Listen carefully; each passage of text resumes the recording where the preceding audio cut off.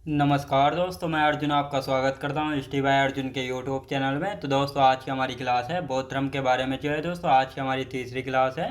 तो दोस्तों वीडियो को अंत तक जरूर देखना ताकि सभी क्वेश्चन जो है आपको आसानी से याद हो जाए। साथ ही दोस्तों अगर आप हमारे चैनल पर पहली बार आएँ तो हमारे चैनल को भी सब्सक्राइब कर लीजिएगा, साथ ही बेल आइकन को प्रेस कर लीजिएगा ताकि हमारे आने वाले वीडियो का नोटिफिकेशन जो है आप तक पहुँचता रहे। तो चलिए दोस्तों वीडियो को स्टार्ट करते हैं। यानी यहाँ पे हम हेडिंग डाल लेते हैं बौद्ध धर्म के बारे में, और बौद्ध धर्म की जो आज की हमारी तीसरी क्लास है। तो हेडिंग डालेंगे बौद्ध धर्म।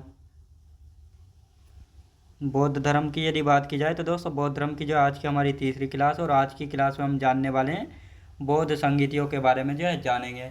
यानी दोस्तों बौद्ध धर्म में जो है कितनी बौद्ध संगीतियाँ हुई थी। संगीतियों का मतलब होता है यानी बौद्ध धर्म से जो भी संबंधित मुद्दे होते थे तो उन सभी को जो है इन संगीतियों में यानी इन समितियों में जो है उन सभी पर जो है डिस्कस यानी चर्चा जो है होती थी। तो उन्हीं को जो है बौद्ध संगीति यानी बौद्ध कमेटीज या बौद्ध मीटिंग्स जो है कहा गया है। तो बौद्ध धर्म में कितनी संगीतियाँ हुई थी? तो 4 संगीतियाँ हुई थी। तो कौन कौन सी संगीतियाँ हुई थी? पहली संगीति हुई थी दोस्तों 483 बीसी में हुई थी, राजगृह में, अजातशत्रु के शासनकाल में, और महाकश्यप इसके अध्यक्ष थे। दूसरी बौद्ध संगीति हुई थी 383 बीसी में, वैशाली में हुई थी, कालाशोक के समय हुई थी, और शाकम्भरी इसके अध्यक्ष थे। और तीसरी बौद्ध संगीति हुई थी दोस्तों 255 बीसी में, पाटलिपुत्र में हुई थी, सम्राट अशोक के समय, मोगलीपुत्र इसके अध्यक्ष थे।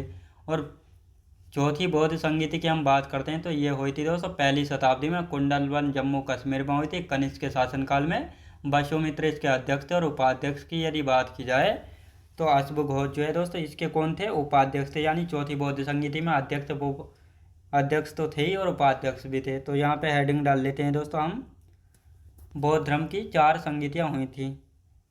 बौद्ध धर्म की 4 संगीतियाँ हुई थी। याद रखें दोस्तों बौद्ध धर्म की जो है 4 संगीतियाँ हुई थी, ये आपको याद रखना है। तो कौन कौन सी हुई थी तो इनको भी जो है यहाँ पे हम देख लेंगे। तो सबसे पहले हम लिखना स्टार्ट करते हैं। सबसे पहले हुई थी दोस्तों पहली बौद्ध संगीति। पहली कब हुई थी? पहली कब हुई थी दोस्तों? ये हुई थी 483 बीसी में। कब हुई थी? 483 बीसी में हुई थी। कहाँ पे हुई थी दोस्तों? राजगृह में। कहाँ पे हुई थी? राजगृह में हुई थी। किसके शासनकाल में हुई थी? अजात शत्रु के शासनकाल में। अध्यक्ष की यदि बात की जाए तो महाकश्यप जो है अध्यक्ष थे। तो ये आपको याद रखना है। और यदि बात करते हैं दूसरी बौद्ध संगीति कब हुई थी? दूसरी हुई थी दोस्तों 383 बीसी में हुई थी। ये कहाँ पे हुई थी? ये हुई थी दोस्तों वैशाली में। कहाँ पे हुई थी? वैशाली में हुई थी। किसके समय हुई थी? कालाशोक के समय। ये कालाशोक कौन था? तो शिशुनाग वंश का शासक था। कौन था दोस्तों? शिशुनाग वंश का शासक था। अध्यक्ष की यदि बात की जाए तो साहब कमीर। याद रखें दोस्तों साहब कमीर कौन थे? अध्यक्ष थे दूसरी बौद्ध संगीति के। तो ये आपको याद रखना है। और यदि हम बात करते हैं तीसरी बौद्ध संगीति कब हुई थी? तीसरी बौद्ध संगीति कब हुई थी? 255 बीसी में। यानी 255 बीसी में जो है तीसरी बौद्ध संगीति हुई थी। कहाँ पे हुई थी? पाटलिपुत्र में। ये पाटलिपुत्र में हुई थी। किसके समय हुई थी? सम्राट अशोक के समय। किसके दोस्तों? सम्राट अशोक के समय जो है हुई थी। अब इसके अध्यक्ष की यदि कौन थे तो मोगलीपुत्र अध्यक्ष थे। मोगलीपुत्र याद रखें दोस्तों मोगलीपुत्र जो है अध्यक्ष थे। यदि चौथी बौद्ध संगीति की बात की जाए तो चौथी बौद्ध संगीति कब हुई थी? चौथी बौद्ध संगीति कब हुई थी दोस्तों? पहली शताब्दी में हुई थी। पहली शताब्दी में। कब हुई थी? पहली शताब्दी में हुई थी। कहाँ पे हुई थी?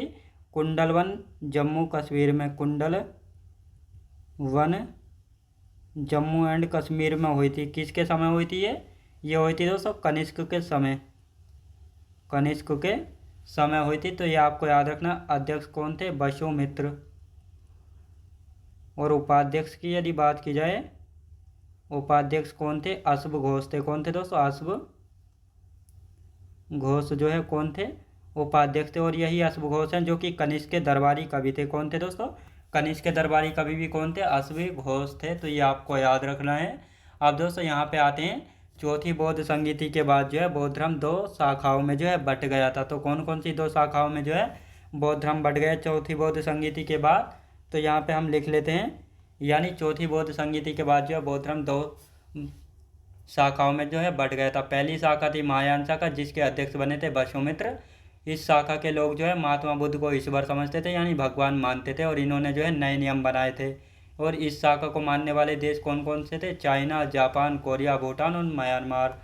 दूसरी शाखा की यदि बात की जाए तो हीनयान शाखा थी। इसके अध्यक्ष बने थे दोस्तों महाकश्यप, जो कि पहली बौद्ध संगीति के अध्यक्ष थे। तो इसकी हम बात करते हैं दोस्तों। इसमें जो है महात्मा बुद्ध को महान पुरुष या महापुरुष जो है मानते थे, और इन्होंने जो अष्टांगिक मार्ग में जो है कोई भी परिवर्तन जो है नहीं किया था हीनयान शाखा को मानने वाले लोगों ने। तो दोस्तों अभी इसको भी यहाँ पे लिख लेते हैं, चौथी बौद्ध संगीति। चौथी बौद्ध संगीति। चौथी बौद्ध संगीति की यदि बात की जाए, चौथी बौद्ध संगीति में जो है बौद्ध धर्म जो है दो भागों में बट गया था। पहली शाखा कौन थी? पहली शाखा महायान शाखा, याद रखें दोस्तों महायान शाखा थी। अध्यक्ष की यदि बात की जाए, वसुमित्र अध्यक्ष थे। कौन दोस्तों? वसुमित्र जो है वसुमित्र अध्यक्ष थे। और यदि बात करते हैं बुद्ध को ईश्वर समझते थे, बुद्ध को ईश्वर समझते नहीं दोस्तों, मानते थे, मानते लिखेंगे। बुद्ध को ईश्वर मानते थे, और साथ ही इन्होंने नए नियम बनाए थे। नए नियम बनाए।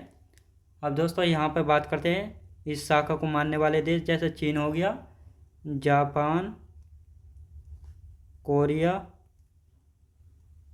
भूटान। तो ये सभी देश जो है महायान शाखा को मानने वाले देश हैं। अब आते हैं दोस्तों दूसरी शाखा कौन सी थी?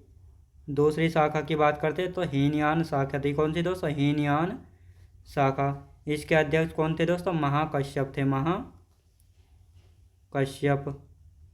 तो ये महाकश्यप कौन थे दोस्तों? हीनयान शाखा के अध्यक्ष थे। कौन थे दोस्तों? हीनयान शाखा के अध्यक्ष थे। तो ये आपको याद रखना है, अध्यक्ष थे। अब दोस्तों इन्होंने जो है महात्मा बुद्ध को क्या? महात्मा बुद्ध को महापुरुष मानते थे।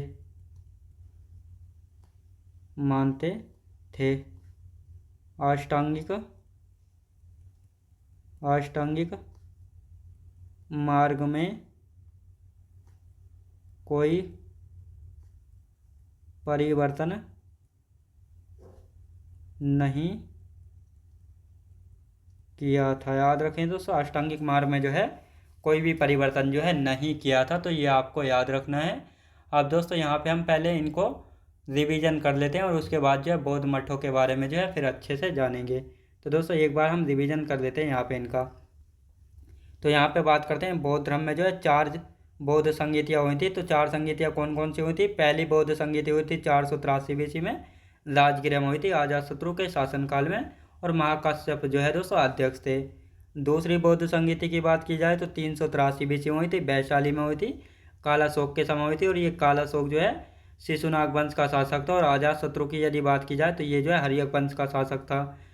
कालाशोक के समय अध्यक्ष कौन थे दोस्तों? साबकबीर। तीसरी बौद्ध संगीति 255 BC में हुई थी, पाटलिपुत्र में हुई थी, सम्राट अशोक के समय, और मोगलीपुत्र जो है इसके शिष्य थे, शिष्य नहीं दोस्तों अध्यक्ष थे। चौथी बौद्ध संगीति हुई थी 1ली शताब्दी में, कुंडलवन जम्मू कश्मीर में, कनिष्क के शासनकाल में। अध्यक्ष कौन थे? वसुमित्र थे। और उपाध्यक्ष की यदि बात की जाए तो अश्वघोष थे। और यही अश्वघोष हैं जो कि कनिष्क के दरबारी कवि थे। याद रखेंगे दोस्तों, कनिष्क के दरबारी कवि थे। और चौथी बौद्ध संगीति में जो है बौद्ध धर्म 2 शाखाओं में जो है बट गया था। अब कौन कौन सी 2 शाखाएं थी? यानी पहली शाखा थी महायान शाखा, जिसके अध्यक्ष थे वसुमित्र। यानी महायान शाखा के लोग जो है महात्मा बुद्ध को ईश्वर यानी भगवान जो है मानते थे, और इन्होंने जो है नए नियम बनाए थे। अब महायान शाखा को मानने वाले देश कौन कौन से थे? जैसे चीन, जापान, कोरिया, भूटान। तो ये सभी देश जो है दोस्तों महायान शाखा को मानते हैं। दूसरी शाखा की यदि बात की जाए तो हीनयान शाखा थी और इसके अध्यक्ष थे महाकश्यप। कौन थे दोस्तों? महाकश्यप थे। इन्होंने जो है महात्मा बुद्ध को महापुरुष यानी महान पुरुष जो है मानते थे, इन्होंने इस बार नहीं माना था। और साथ ही दोस्तों अष्टांगिक मार्ग में जो है कोई भी परिवर्तन नहीं किया था। यानी महात्मा बुद्ध ने जो कहा था कि अष्टांगिक मार्ग से जो है दुख का निवारण जो है किया जा सकता है, तो हीनयान शाखा के लोगों ने जो है अष्टांगिक मार्ग में कोई भी परिवर्तन जो है नहीं किया था। जबकि महायान शाखा के लोगों ने जो है नए नियम बना लिए थे आसान, याद रखेंगे। तो ये थे दोस्तों, इस प्रकार जो है बौद्ध धर्म दो शाखाओं में जो है बट गया था, चौथी बौद्ध संगीति में। अब दोस्तों यहाँ पे हम बात करते हैं बौद्ध मठ। तो यहाँ पे हेडिंग डाल लेते हैं बौद्ध मठ और उसके बाद जो है थोड़ा इसके बारे में समझेंगे। बौद्ध मठ, बौद्ध मठ और बौद्ध विहार में क्या अंतर है? बौद्ध मठ और बौद्ध विहार के पहले थोड़ा अंतर समझ लेते हैं दोस्तों। बौद्ध मठों की यदि बात की जाए तो बौद्ध मठ क्या होते थे? यहाँ पर जो है बौद्ध भिक्षु रहते थे, यहाँ पर ध्यान करते थे, शिक्षा प्राप्त करते थे, और यहाँ पर जो है ध्यान वगैरह करते थे, शिक्षा प्राप्त करते थे और पूजा प्रार्थना जो है यहाँ पे करते थे। और बौद्ध विहार की यदि बात की जाए तो बौद्ध भिक्षु जो है यहाँ पर जो है केवल निवास करते थे बौद्ध विहारों में, और यहाँ पर बौद्ध मठ में पूजा भी करते थे, शिक्षा भी प्राप्त करते थे और ध्यान वगैरह ये सभी क्रियाएं जो है यहाँ पे होती थी। तो कौन कौन से बौद्ध मठ है और कौन सा सबसे बड़ा मठ है, तो इन सभी को हम यहाँ पे जानने वाले हैं। तो अरुणाचल प्रदेश में पड़ता है दोस्तों तवांग मठ, जो कि सबसे बड़ा मठ है, याद रखें दोस्तों भारत का। तो सबसे पहले हम लद्दाख से स्टार्ट करते हैं। लद्दाख में हेमिस मठ, थिकसे, डिस्कट। सिक्किम में रूमटेक, लिंगडम, एंचेई मठ। हिमाचल प्रदेश में ताबो, शासुर, मैक्लोडगंज, कीगोम्पा और नाको मठ। तो दोस्तों पहले इनको जो है लिख लेते हैं ताकि थोड़ा काम ज़्यादा हो जाए, और इसके बाद जो हम इनका एक बार फिर रिवीजन करेंगे। लद्दाख की यदि बात की जाए तो लद्दाख में कौन कौन से हैं? हेमिस, थिकसे और डिस्कट। हेमिस हेमिस हो गया दोस्तों, थिकसे हो गया, थिकसे। और कौन सा है दोस्तों? डिस्कट मठ। तो ये सभी कहाँ पे? लद्दाख में पड़ते हैं। कहाँ पे दोस्तों? लद्दाख में।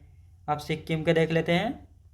सिक्किम में कौन कौन से हैं? सिक्किम की यदि बात की जाए दोस्तों, जोमटेक हो गया, जोमटेक, लिंगडम हो गया दोस्तों, एंचेई मठ। तो ये सभी मठ कहाँ पे पड़ते हैं? तो ये सभी मठ जो है दोस्तों कहाँ पे हैं? सिक्किम में पड़ते हैं। अब आते हैं दोस्तों हिमाचल प्रदेश के, यानी हिमाचल प्रदेश के भी देख लेते हैं। हिमाचल प्रदेश में कौन कौन से हैं? तो सबसे पहले आते हैं दोस्तों ताबो मठ। फिर है दोस्तों शासुर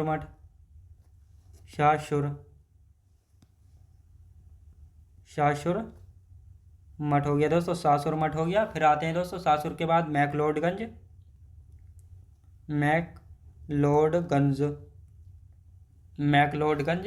की गोम्पा और नाको मठ, की गोम्पा और नाको मठ, याद रखें दोस्तों, नाको मठ। तो ये सभी मठ कहाँ पे पड़ते हैं? हिमाचल प्रदेश में। अब आते हैं दोस्तों अरुणाचल प्रदेश की। अरुणाचल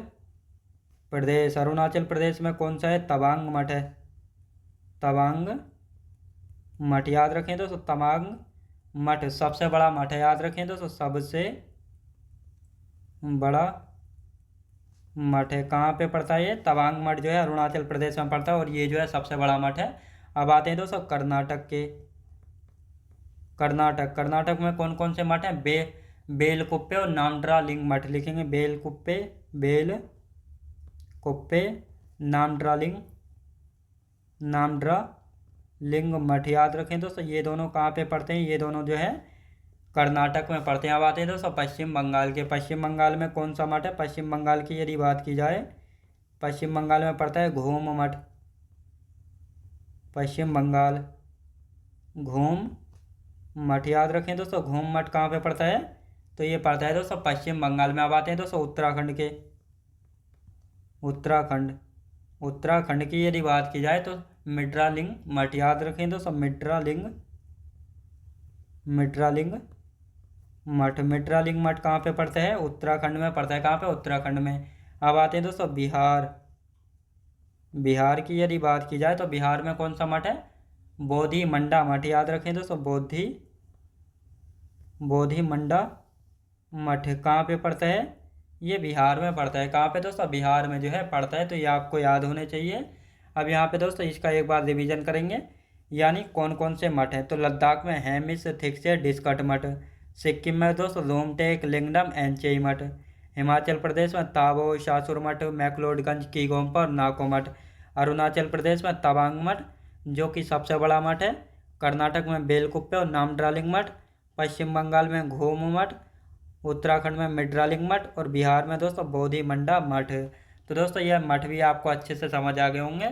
अब आते हैं दोस्तों पुस्तकों के बारे में, यानी कुछ पुस्तकें हैं जैसे बौद्ध चरित्र की यदि बात की जाए, शोधरानंद बृहस्पति की बात की जाए, तो ये दोनों पुस्तकें हंस घोष के द्वारा जो है लिखी गई हैं, जो कि चौथी बौद्ध संगीति के उपाध्यक्ष थे, और इनको भारत का वाल्टेयर एवं भारत का हेटे भी जो है कहा जाता है। और साथ ही दोस्तों विभाषा शास्त्र की यदि बात की जाए तो वसुमित्र जी के द्वारा लिखी गई थी, जो कि चौथी बौद्ध संगीति के अध्यक्ष रह चुके हैं। पहली मानव प्रतिमा किसकी पूजी गई थी, तो पहली मानव प्रतिमा जो है महात्मा बुद्ध जी की पूजी गई थी, और ये जो है मथुरा शैली में बनी हुई थी, और बाद में जो है महात्मा बुद्ध की बहुत सारी प्रतिमाएं जो है यानी मूर्तियां गांधार शैली में जो है बनाई गई थी। साथ ही दोस्तों बौद्ध शिक्षा केंद्र की यदि बात की जाए तो तक्षशिला वर्तमान पाकिस्तान में, बल्लभी गुजरात में था, विक्रमशिला बिहार में, नालंदा विश्वविद्यालय बिहार में। तो ये बौद्ध शिक्षा केंद्र थे जहाँ पर जो है बौद्ध शिक्षा जो है दी जाती थी। तो इन सभी को अब यहाँ पे हम लिख लेते हैं एक एक करके। तो दोस्तों यहाँ पे हम बात करते हैं पुस्तकों की। पुस्तकें, यहाँ पे पुस्तकों की यदि बात की जाए तो बौद्ध चरित्र की यदि बात की जाए, और कौन सी दोस्तों, शोधरानंद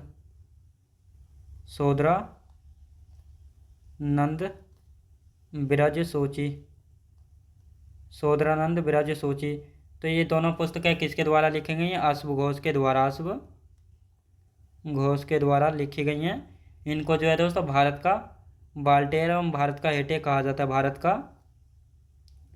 वाल्टेयर व भारत का हेटे जो है कहा जाता है। और साथ ही बौद्ध चरित्र की यदि बात की जाए तो इसमें जो है महात्मा बुद्ध की जीवनी लिखी गई है, यानी महात्मा बुद्ध की जीवनी जो है किस में लिखी गई है, बौद्ध चरित्र में जो है बुद्ध की जीवनी जो है लिखी हुई है।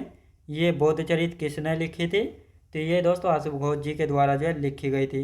दूसरी पुस्तक है दोस्तों विभाषा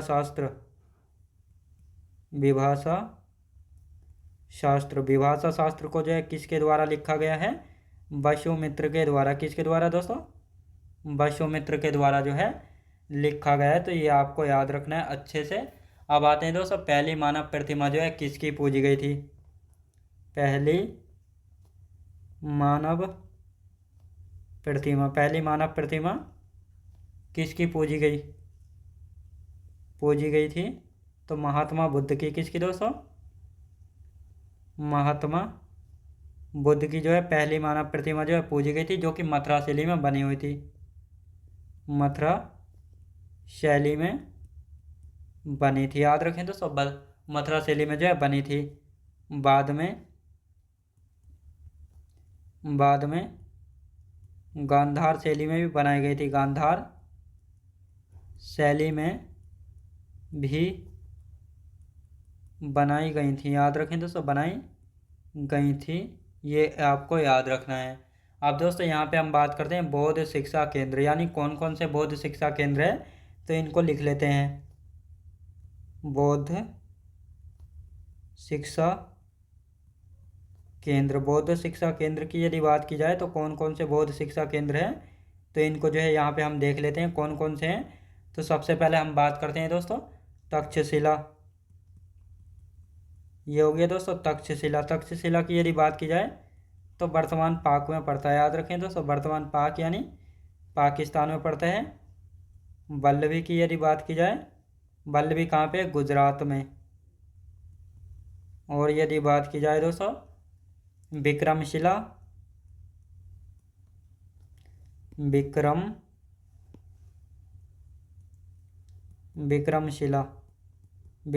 कहाँ पे है, ये बिहार में दोस्तों, बिहार में। और यदि बात की जाए नालंदा विश्वविद्यालय, नालंदा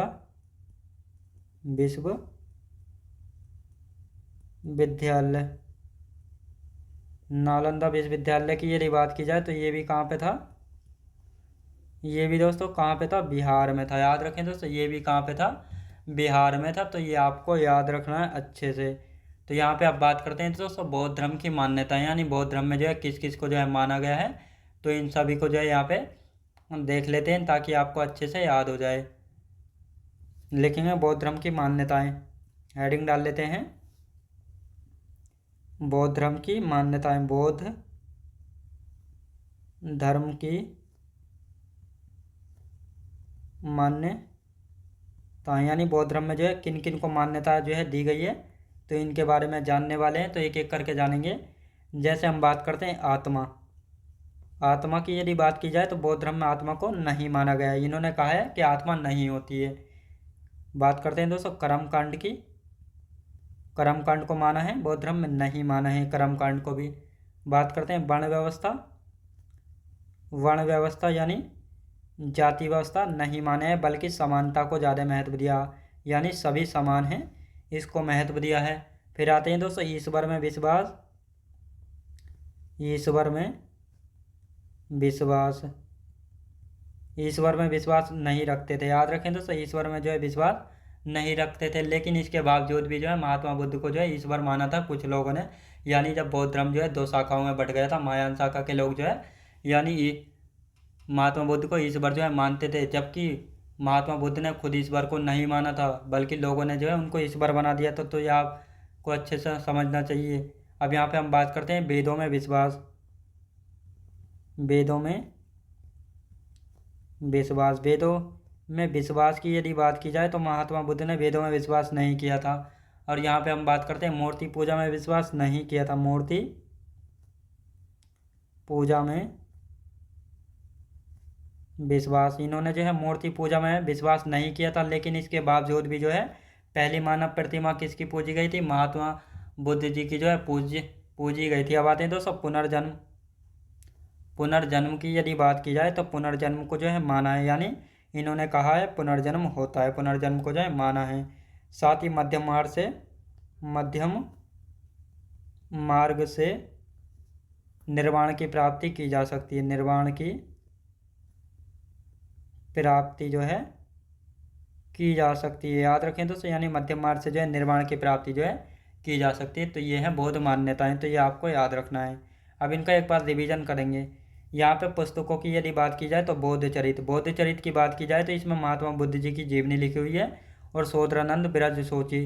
तो ये दोनों पुस्तकें जो हैं किसके द्वारा लिखी गई हैं, अश्वघोष जी के द्वारा जो है लिखी गई हैं, जो कि कनिष्क के दरबारी कवि थे। और इनको जो है भारत का वाल्टेयर एवं भारत का हेटे के नाम से जाना जाता है। तो यहाँ से पूछ लेता है कभी कभी भारत का वाल्टेयर या भारत का हेटे किसको कहा जाता है, तो ये अश्वघोष को जो है कहा जाता है।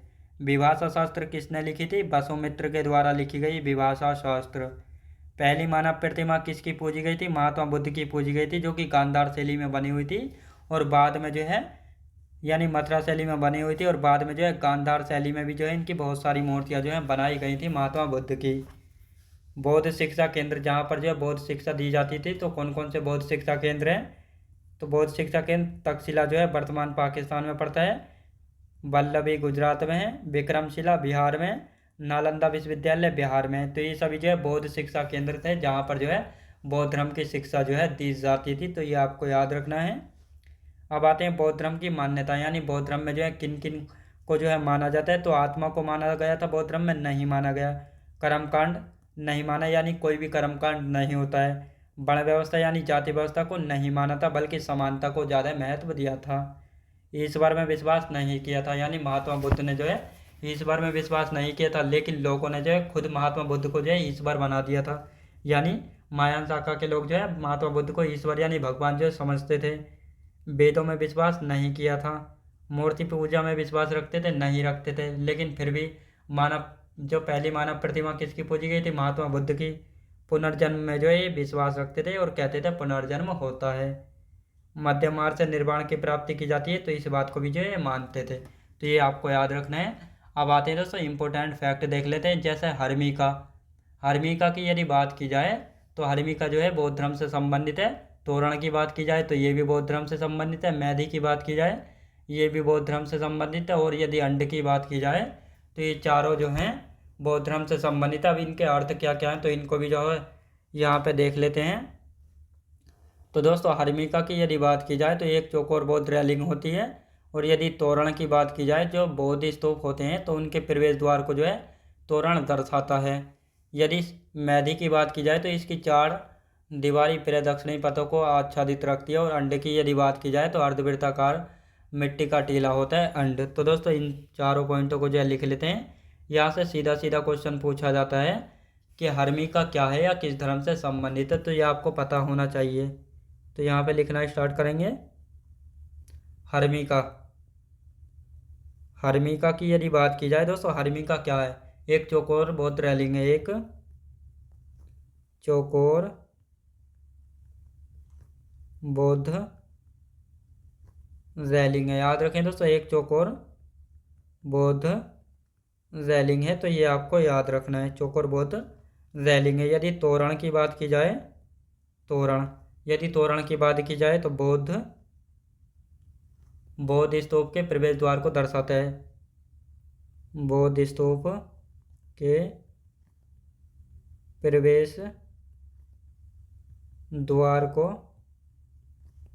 दर्शाता है। याद रखें दोस्तों, दर्शाता है। अब यहाँ पे आते हैं दोस्तों मेधी। मेधी की यदि बात की जाए, मेधी क्या होता है? इसकी 4 दीवारी जो है प्रदक्षिणी पथों को आच्छादित रखती हैं। इसकी 4 दीवारी किसको? प्रदक्षिणी पथों को आच्छादित रखती हैं। पथों को आच्छादित जो है रखती हैं, आच्छादित रखती हैं। तो ये आपको याद रखना है। यदि अंड की बात की जाए, अंड क्या होता है? तो अंड क्या होता है दोस्तों? अर्धवृत्ताकार मिट्टी का टीला होता है। अर्धवृत्ताकार मिट्टी का टीला होता है, तो ये आपको याद रखना है। अब दोस्तों यहाँ पर हमने जान लिया अश्वघोष कौन थे, कनिष्क के दरबारी कवि थे। अब दोस्तों यहाँ पे हम स्तूप के बारे में जान लेते हैं कि स्तूप क्या था, यह स्तूप क्या होता है। स्तूप यानी दोस्तों, स्तूप की यदि बात की जाए तो यह महात्मा बुद्ध के समाधि स्थल का एक प्रतीकात्मक प्रतिनिधित्व है, जिसका प्रयोग जो है महात्मा बुद्ध के अवशेषों को रखने के लिए जो है किया गया है। याद रखें दोस्तों। और भारत का सबसे बड़ा स्तूप कौन सा है? केसरिया स्तूप है, जो कि कहाँ पे है? वो कहाँ पे दोस्तों? बिहार में पड़ता है। तो इस स्तूप को पहले लिख लेते हैं। यह महात्मा बुद्ध के, यह महात्मा बुद्ध के, यह महात्मा बुद्ध के समाधि स्थल का एक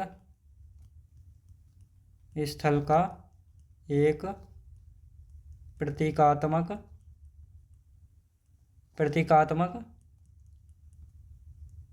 प्रतिनिधित्व है। याद रखें दोस्तों, प्रतिनिधित्व है, जो यानी जिसका प्रयोग महात्मा बुद्ध के अवशेषों को रखने में किया गया है। जिसका प्रयोग महात्मा बुद्ध के अवशेषों को रखने में किया